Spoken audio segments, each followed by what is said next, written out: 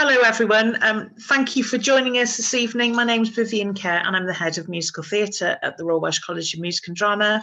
I'm joined this evening by my colleagues Rian, give us a wave, Rian, and Lisa. So Lisa works for the admissions department, and Rian is one of our marketing executives, and they're here to keep me in line. We'll be talking to you about the MA Musical Theatre programme this evening. And the other people in the room, I beg your pardon, are, if you'd like to give a little wave there, we've got 4 current students on the Masters in Musical Theatre programme at Welsh College of Music and Drama, and that's Chris and Olivia and Dominique and Gareth, and they'll be talking about their own experiences about particular aspects of the course. Shall we kick off with students, and that might generate a few questions in the chat. So who would like to go first? Is that Chris again? Thank you, Chris. Over to you. Thank you. Yeah. Hi, guys. Nice to see you. Yeah, my name's Chris. I'm going to talk to you just a little bit about what a typical week on the MA at Royal Welsh is like. It's really intense for a start, but it's really fun. You learn a lot very quickly. I think the majority of us walk out of most classes and we kind of go, oh God, that was a lot of information. So it's really good fun. And so it's about 30 to 35 hours a week, but it does go on more if you're doing a production or rehearsals. And a lot of us tend to book rooms out because you can book practice rooms to practice your singing or monologues or whatever you want to do. So we normally start about 9 or 10, depending on what timetable's saying, but 9, 10, and you finish around 6. But then if you book practice rooms, you can finish 7, 8, and sometimes you have singing lessons a little bit later as well, around about 6, 7 in the evening. So yeah, I'll just run through some of the stuff that we've got going on and some of the what a week looks like. So I'm going to start with the afternoons because that's when we do kind of like the big projects. So on a Monday afternoon, we do a thing called BAP, which stands for Building a Portfolio. And this is kind of where we get up one by one and we sing in front of each other, any song. And it goes through the week. So you'll start with pre-Golden Age, the 1920 songs, and then throughout the term, you're going to work through Golden Age, post-Golden Age, and then into the more contemporary stuff. And week by week, you get up and you sing. And it's just a good way to kind of build your confidence in singing in front of each other. And it's so nerve-wracking the first week, but you get used to it. And it's just a way to kind of practice your audition, like treat it a bit like an audition, or to just kind of show people what you're working on and see if it works. And the reason for doing it is so that you've got a book of songs by the end of the year that you can take into an audition and sing for people. And then on the other side of the week, so on the Friday afternoon, we've got Building a Showcase, Bass with Anita. And it's awesome because it's from week 1. And week 1, you go in, you'll do your monologue that you did for auditions. Then we just to kind of warm you into it and make you get you acting in front of each other. And then she kind of says, cool, next week I want 3 more monologues from each of you. And you're like, oh, okay. And you'll run away and start reading loads of plays and looking at stuff. And so each week you go in with 3 more monologues. And the idea behind it is you're looking for showcase pieces. So you can do duologues, or you can do, I know me and Gaz might be doing a duologue. Yeah, and you look at some duologues or monologues that you might want to do for your showcase, which is really good. What's really good about it is from week 1, you're already looking at the showcase and what you might be doing for agents and how you're going to market yourself.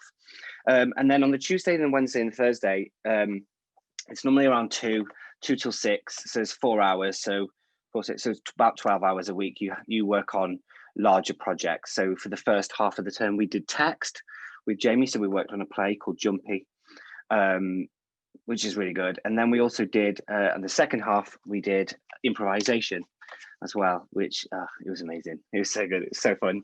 And then next term, we're going on to do, what are we doing? We're doing acting through song with Kate. And then we're also then, after that, we will then go on to do our production rehearsals. So you spend quite a long time on these big projects. And then in the mornings, we then work on skills classes, and all these skills that you build then can then be implemented into the bigger projects that you do in the afternoons. So I'll talk to you about some of the stuff that we do. So we've got voice class, which is spoken voice. We have that twice a week. It's my favorite lesson. I love it. It's geek. I'm so geeky about the voice. And they work really closely with the singing teachers as well. So everything that you learn in the spoken voice also applies to your singing lessons as well. And we do that twice a week. We've also got another voice class, which is a dialect class. So you learn all the standard musical theatre accents that you're going to need. So far we've covered standard American and we've done RP as well. So I'm looking forward to next term. We've got to do a couple of monologues in the break. We've got to send them in. Just reminded me, so write that down. Yeah, so that's good. What else have we got? We've got movement as well, which is about movement for actors and how the body responds to certain things. So just how little subtle changes in your body might make you feel, and then in next term we'll transfer that onto text, hopefully, and just see how a little subtle change in your body might change the way you end up speaking.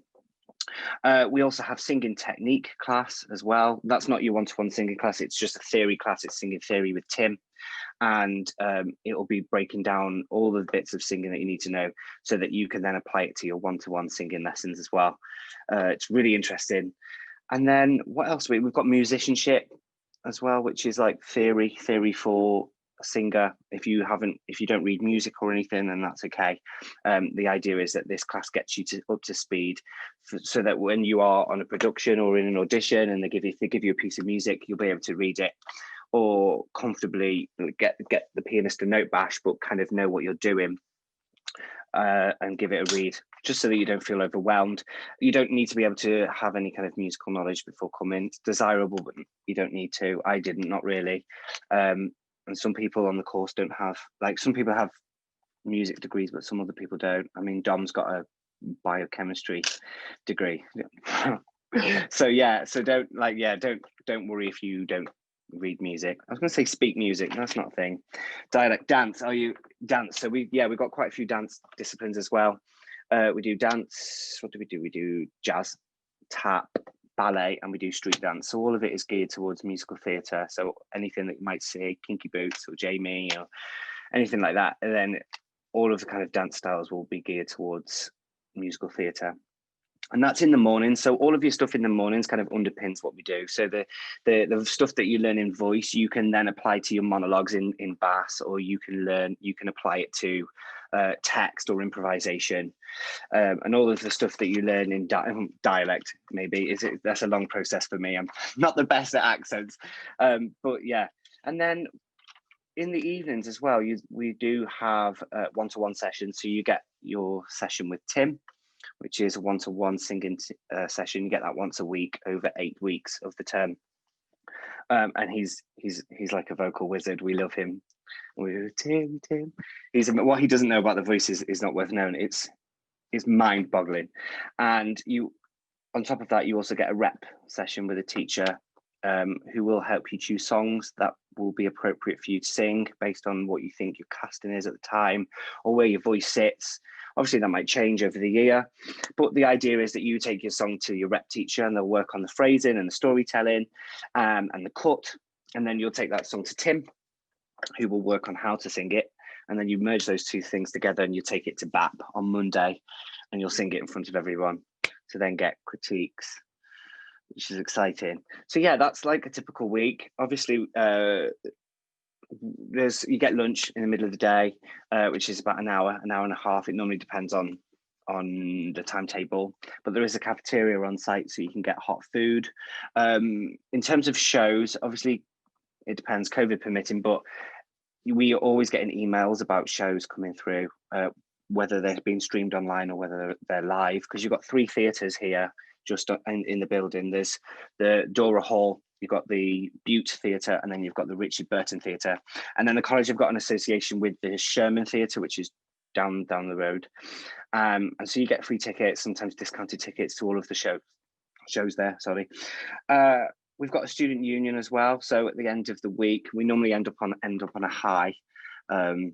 We normally do our monologues and then have some sort of dance party with Anita. We get in the middle and start dancing, and then we can sometimes go for drinks in the student union, which is subsidized, so you get cheap drinks there. And then you can also book practice rooms out as well for 2 hours, up to 2 hours a day, where you just like book your name on, and it means you can just go and you have your own little room where you can practice your singing and stuff, which is really good. And that's, I think that's it. That's everything. Yeah. Yeah, that's Thanks, it. Chris. That's No really, problem. really helpful. It is a college in which you can enjoy yourself as well. We have a canteen, which is also subsidised, that provides 3 meals a day, starts at 7:30, goes through to about 6:30 or 7 p.m. Yeah, I was also just looking at the chat, and you, Simon, you asked a really good question, and I was just going to put my little penny in for that. Viv doesn't want you to be perfect. Viv wants you to be you. And even when you're going for showcases later down in the line, people want to employ you and not a perfect mold. So, and I think everyone will agree that the monologue that you choose for your audition will probably be put to the wayside by the time you get here. So just choose something that you connect with right now. And I'm sure that will showcase you. I'm going to chat to you about the visiting artists that we have. We get to work with some amazing people, and Chris mentioned this term that we had a project on improvisation, and we had that with Mr. Francois Pandolfo. He is absolutely amazing, a true character and an actor and director in the industry.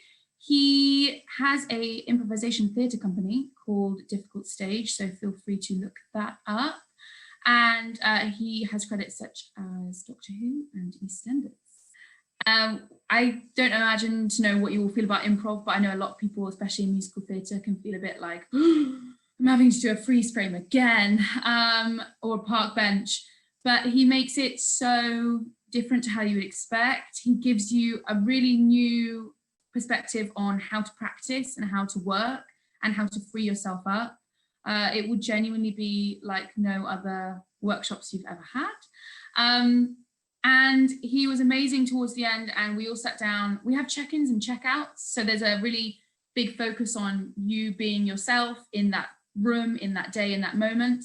And during one checkout, we decided that we would love to do improvisation within song, because that's what we're going to be doing all the time, is using our singing voices.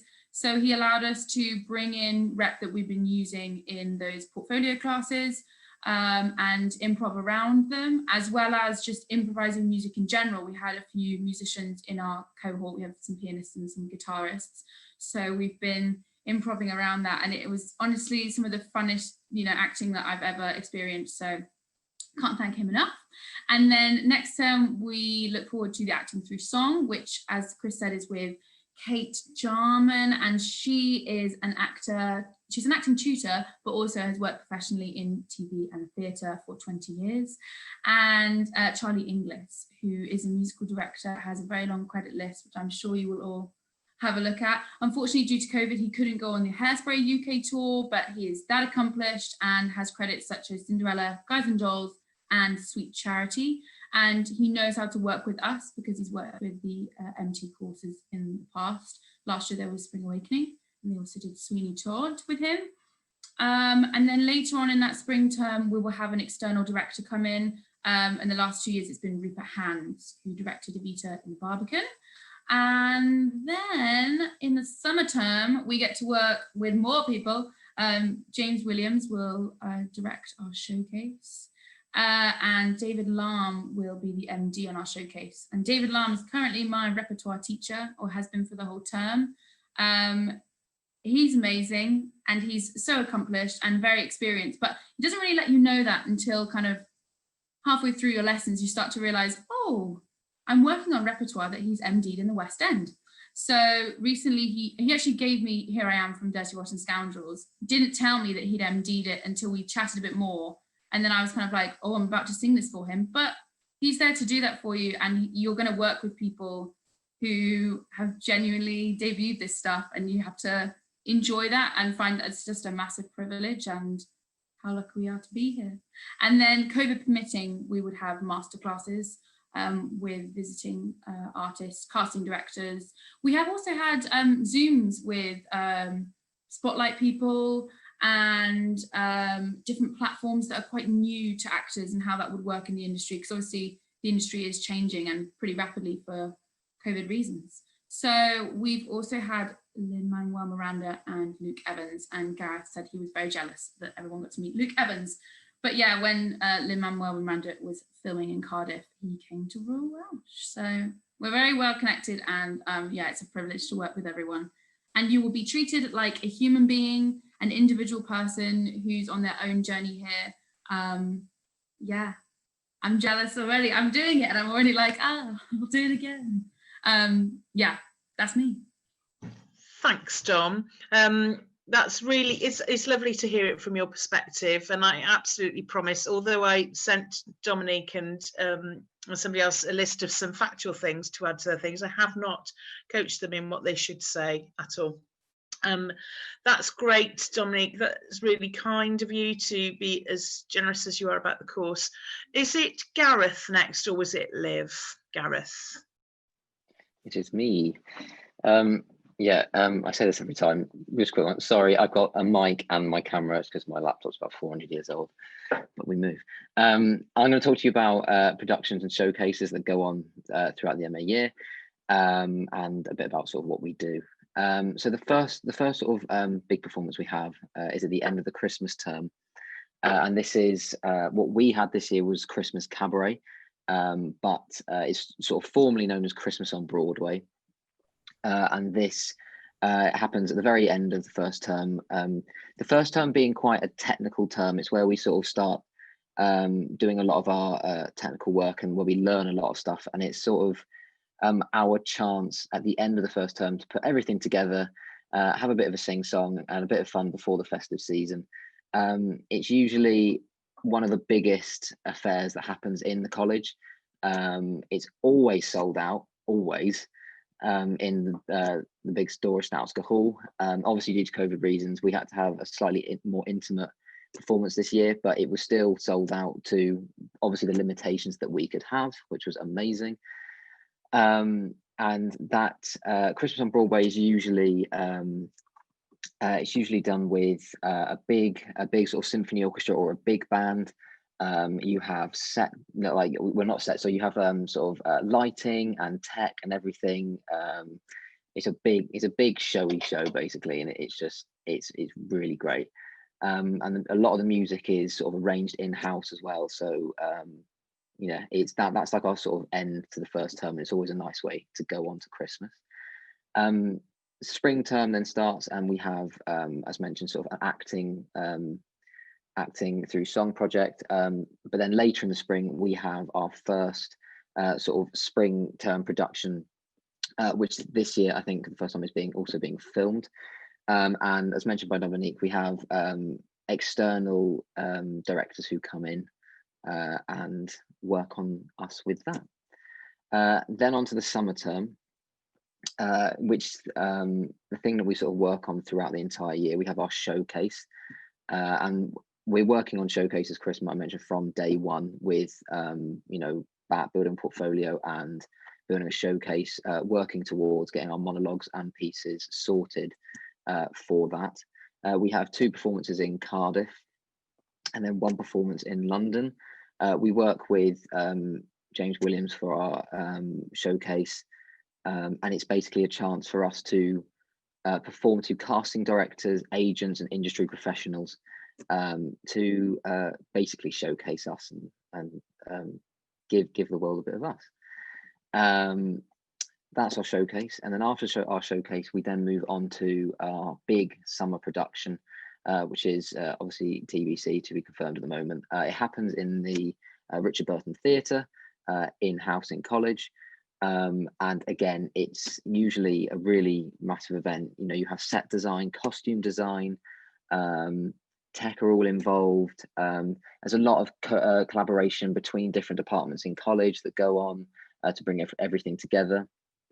Again, it's a couple of years ago, for example, we did college did Hunchback, and they drafted a lot of the music students over, a lot of the classical music singers to be in the choir for Hunchback, which was incredible. As well as that, throughout the year, we have sort of foyer performances, which happen in the main foyer of Royal Welsh. And this is like an extension of sort of our BAP performance classes, just basically give us a chance to perform some of our material to a wider audience, and just, again, to have a bit of fun.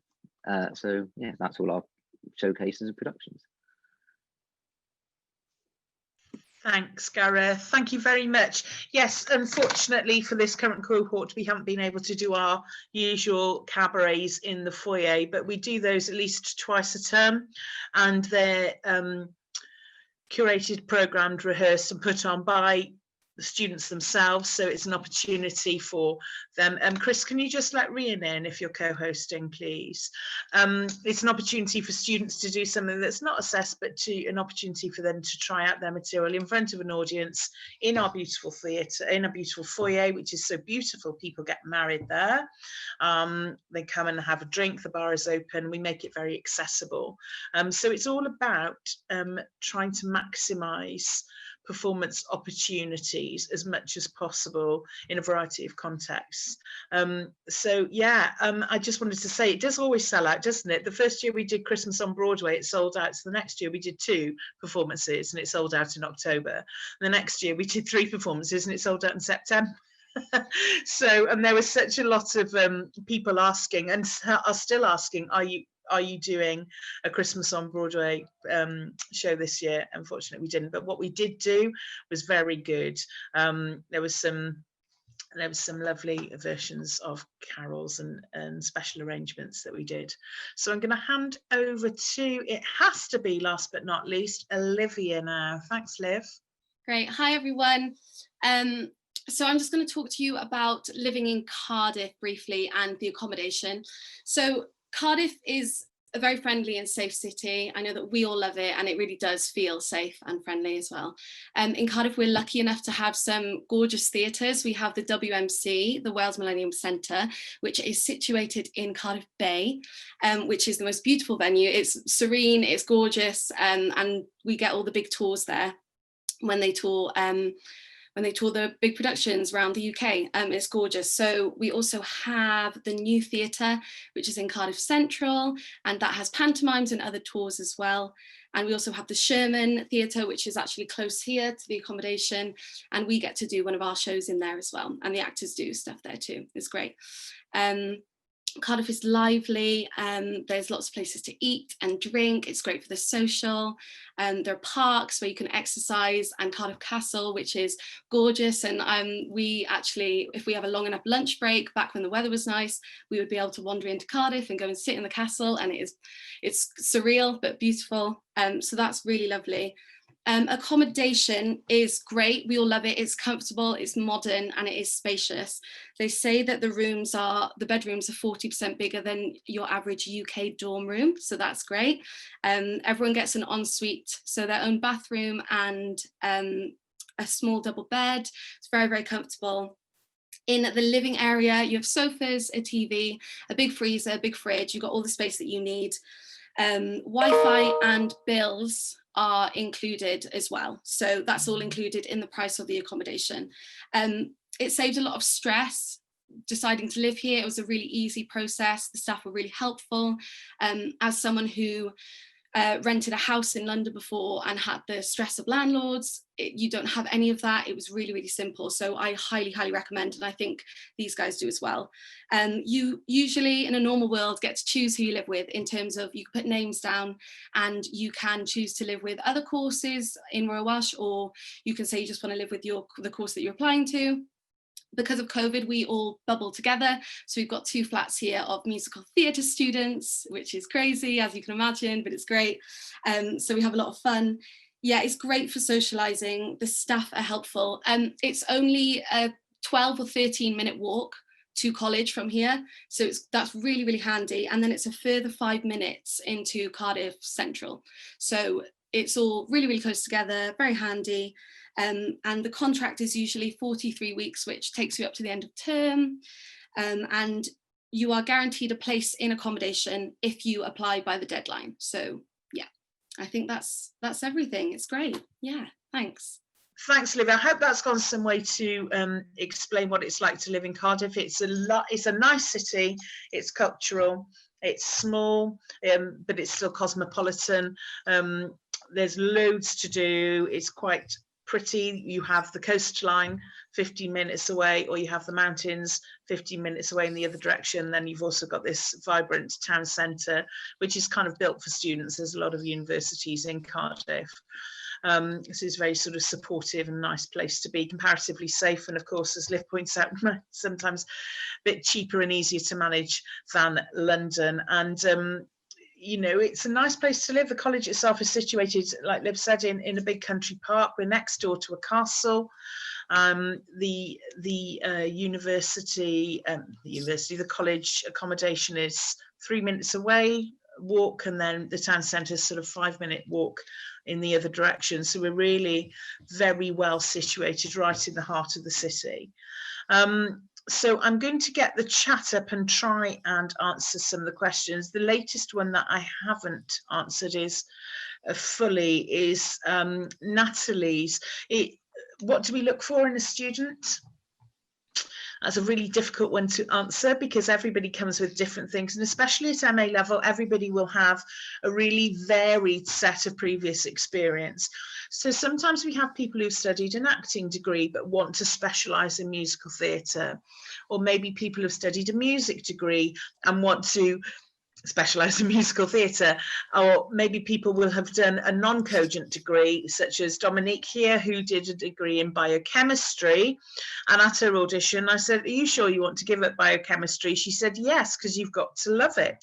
And I think we've also had professionals returning from the industry. We've had that as well.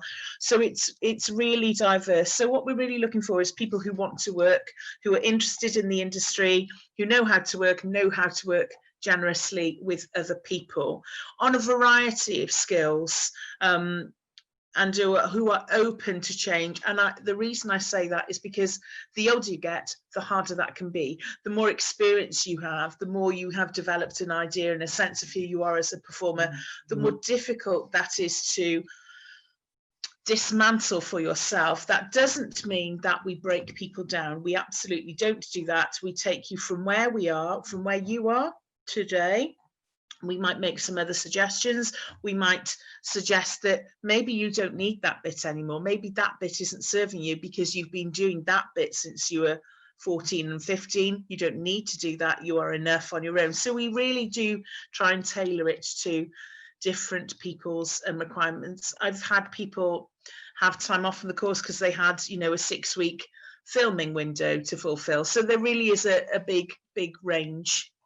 We want nice people who know how to work and want to work. What advice can you give for the dance section of the video? Is it better, Katie, to choreograph something yourself or get somebody to choreograph something for you? Is there a preferred style? No, there is not a preferred style. You don't have to be the best dancer to get on the course at all.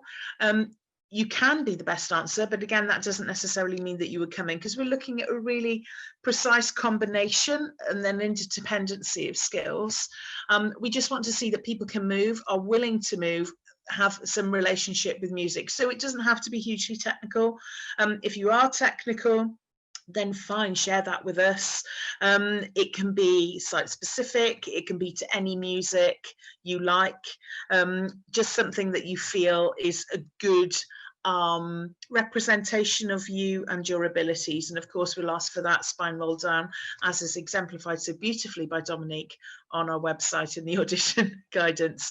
But we've had a huge range. We've auditioned people in wheelchairs, we've auditioned people on elbow crutches. So I can't express to you how open we are to a variety of abilities, including very high ability. We have some incredible dancers on our course at the moment, and some people who find it really difficult. So there's a huge range, to the point where we've actually we've streamed the classes, and that's a step we've never done before, so that make it easier for the teachers. So, you know, a ballet teacher can deal with somebody who's really quite advanced, and also somebody who might be struggling to do a plie. So we just saying that to try and underline the point that we do really try to respond to what's in front of us. Jack, for your audition piece, yeah, of course, it's an appropriate song. If you like singing it and you feel that it suits your voice and you connect with it, absolutely, there's no reason why. It doesn't matter what the character is. musical theatre is sometimes factual, sometimes fantasy. It doesn't matter what the character is. We're not going to judge him for being good or bad or an animated character. Shrek does exist as a stage musical. So the one bit of advice I would give on that is be careful with film and animated musicals, because sometimes the writing isn't good enough because the animation does a lot of that storytelling work for you. So sometimes once you sing those songs, if they don't also exist in the stage musical, sometimes it's because they're just not good enough as songs. Katie, can you pick a monologue or song that is a different genre to our own? That's a really interesting question. Our own. You can pick a monologue or song, any monologue or song, that's up to you. When you say different genre, different gender. Oh yeah, of course you can. Yeah, definitely, absolutely. Yeah. I was like, don't compartmentalize yourself in a genre. We're going to do everything from opera to rock, so get ready. But yeah, gender. Yeah, fine, whatever. Love that. Absolutely. Can I just jump in, if you'd like talk a few seconds just about the recorded auditions, and auditions will be online this year, just to mention that. They definitely will. Yeah. Okay. Thank you. Yes, don't worry about that. So don't worry about, as long as you still connect with the character's predicament, that's the main thing. And as long as don't make the mistake I did once, I'll tell you about that if I ever get to know you better, but sing a song that's hopelessly out of your range in the original key as was written for Freddie Mercury, because that doesn't work so well. But just make sure that you choose something that's appropriate to your range and that you absolutely understand and connect with. That's the biggest thing. How would you get a ballet class? You would put your hair in a bun, put your ballet shoes on and come to the ballet class. There will be a ballet teacher in it and there will be some bars. So the classes will be held on site. So we have good studios which are sprung and mirrored, and we have portable bars. We don't have fixed bars at the moment, but we have portable bars which are absolutely fine. So the teachers come to us. We have a great, how often? I was like, how do you do a ballet class? Ballet is on the MA once a week. We've just started working with a fabulous new teacher that we're quite excited about, a guy called Dai, who's Dice K, Asian guy, and he's absolutely brilliant. So we're going to be hanging on to him. What question will be asked in the audition?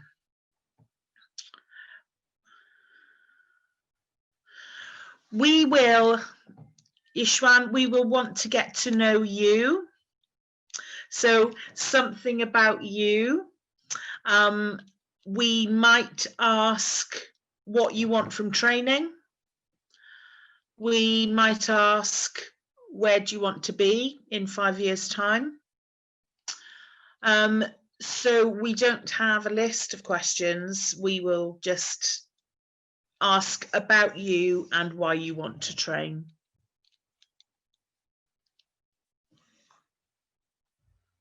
Thank you.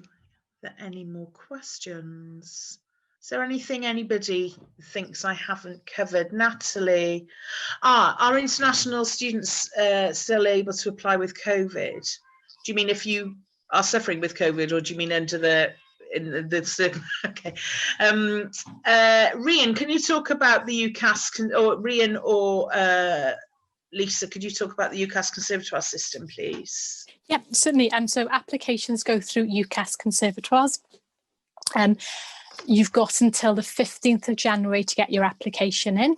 And then we look for you to send in your recorded audition, so your self-tape audition. Lisa, is it the 30th or 31st of January? I can't remember which date it is. 31st. 31st of January. Thank you, Viv. Jess says, if we don't have an access to a studio, where's the preferred place to record the dance video? Great question. It can be in your bedroom, living room, garden, anywhere. It doesn't matter. You don't have to be in a studio. It can be really raw. It doesn't have to be perfect quality. The sound quality doesn't have to be amazing. We just want to see you move, and we just want to see you move to music, and that you are relatively coordinated and can respond physically. So music is a provocation to you to move. I loved it when in the concert last week, one of the students said, "Are we allowed to move? Because when I hear this song, I just want to move." And we want to know that you are that sort of person. Natalie, how many applicants are you intending to accept? Ordinarily, we'd have 14 at the top of the MA, really. And that's to do with, well, it's just to do with being able to get round everybody, for example, in a voice class. So everybody's got enough time to speak in that class, for example, and making sure that we have spaces that are big enough. And that's we've had to do a little bit of work on that actually with COVID, because of how many students we can have in the in particular studios at once. Let me just check. So yes, hopefully it'll be 14, and that'll be a mix of international, UK and European students. Yeah. And we keep it small for a good reason, you know, as much as, you know, the quality of the training is really important, because if we're putting graduates out into the industry who aren't really that well prepared because they've been in they've been one of a great number of people in a huge cohort, they're unlikely to flourish as individuals. So once they go out into the industry, they actually cease to be good ambassadors for our course, because we're only as good as the graduates we put out. And I really do believe that we're hopefully changing the face of the industry by the people that we do put out into the industry to be cooperative and collaborative and multi-skilled and lateral. Yes, Lisa, that's a very good point. How are we doing for time, folks? We all right? Or are we nearly there? We're nearly there. So if you do have any more questions, please pop them in the chat box. Are applicants, Katie, at a disadvantage if they haven't been able to? No, I wouldn't know if you don't tell me. No, you wouldn't be at a disadvantage particularly, but you know, there are all sorts of reasons why people don't have singing lessons for the last few years. Maybe they stopped enjoying working with that particular teacher. Maybe there's a financial imperative involved, whatever it is. Maybe they've been doing something else. I don't know, being a mother or having a full-time job or whatever it is that has prevented you or anybody from accessing singing lessons. No, not at all. But it might be useful to find somebody to go through your song with you with the piano accompaniment. That's what I would say. So don't worry too much about singing lessons, but if somebody can play the accompaniment as it's written on the sheet music that you're going to sing to, that's very useful. Sometimes people put on the soundtrack of Wicked and then are surprised when the piano part doesn't sound anything like the cast album, as an example. So it's really important.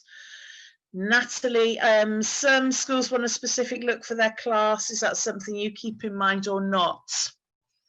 What do you think? Absolutely not. We do not have, I don't have a look in mind. The more individual you are, the better, because when you get to the showcase, when we put you in front of the agents and the casting directors, I want them to know who you are. We don't do a cookie cutter thing. I don't have a quota of people that I want them to look like. No, absolutely not. We're looking at training musical theatre actors here, and actors are representative of the general population. You know, people look like themselves, and therefore musical theatre actors should look like themselves. We, on the MA, I suppose it's, although we do have quite a few dance classes, we're not able really in 1 year to be a very dance heavy program. So for putting people out into ensemble jobs, that's really what I'm trying to say. So sometimes for ensemble, when you cast a musical theatre ensemble, for example, I don't know why I've got this example in my head, but Spamalot, they all had to be 5'9", and you know, that kind of thing. But no, we don't look at that. We've had very tall people, very short people, round people, thin people, all sorts, disabled people, it's fine. So no, it's what you bring that is the interesting thing. Absolutely. That's a really good set of questions. It's very interesting to me that it's a slightly different set of questions than we had in the earlier BA session. but that's what you get with MAs. So thank you ever so much. If anybody wants to ask anything further, like Lisa says, please, you are very welcome to email admissions, and then we'll get back to you next week. Thank you so much to Chris, Olivia, Gareth and Dom.